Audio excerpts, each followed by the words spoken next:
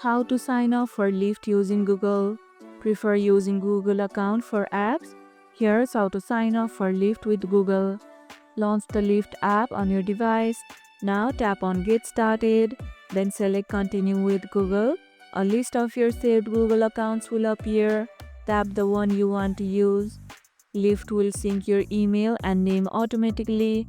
Then you might be asked to verify your phone number. Enter it and tap Next to get a 6-digit code.